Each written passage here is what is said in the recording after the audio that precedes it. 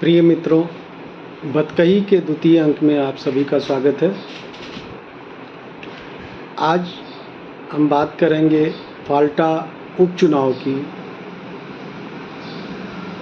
उपचुनाव ना कह के बल्कि इसको डिलेड चुनाव कह सकते हैं, जो अभी जिसके रिज़ल्ट आए हैं। और इसमें कुछ निहितार्थ हैं जो हम आपसे डिस्कस करना चाहते हैं। इसमें भाजपा के कैंडिडेट को 71% वोट्स मिले, जबकि CPIM को कुल 19%, कांग्रेस को 5% और TMC को 3 से 4% वोट मिले हैं।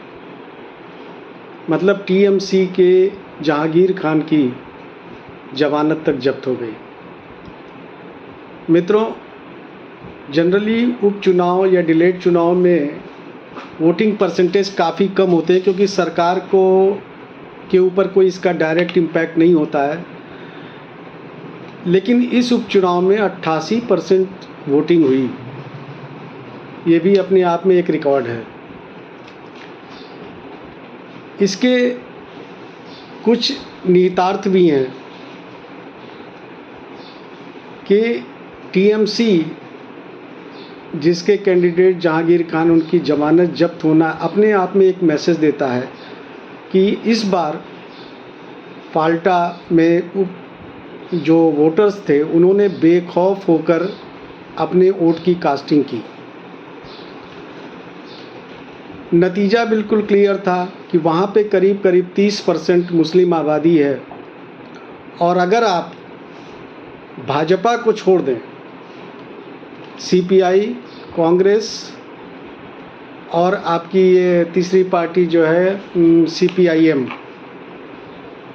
तीनों को अगर जोड़ दें तो इनके टोटल वोट्स करीब 30% के आसपास होते हैं।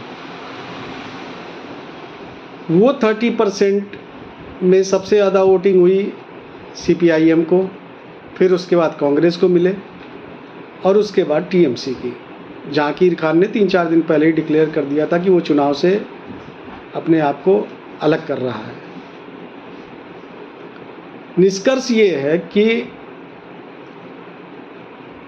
आज की डेट में एक क्लियर लाइन वहाँ दिखाई देती है पश्चिम बंगाल में, वो था परिवर्तन। और जैसे ही परिवर्तन आया, लोगों ने बेखौफ होकर TMC के खिलाफ पूरी तरह से खुलकर वोटिंग की। और जो मुस्लिम संप्रदाय के लोग थे उन्होंने खुलकर CPIM, कांग्रेस और TMC को वोट दिया।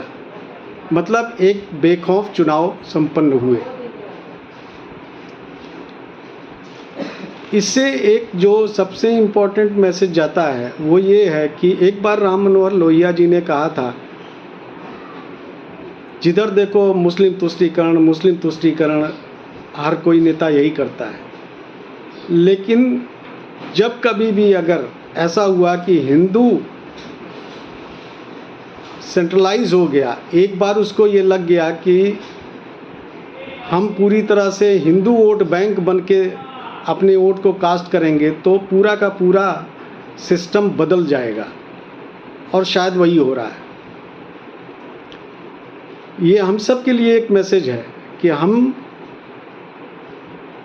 व्यक्ति को छोड़कर आज इस पे वोट करें कि हमें कौन सी पार्टी, कौन से लोग हमारे लिए ज़्यादा अच्छे हैं। और ये फाल्टा का चुनाव अपने आप में एक मैसेज दे रहा है, जिसको हमें समझना है। धन्यवाद।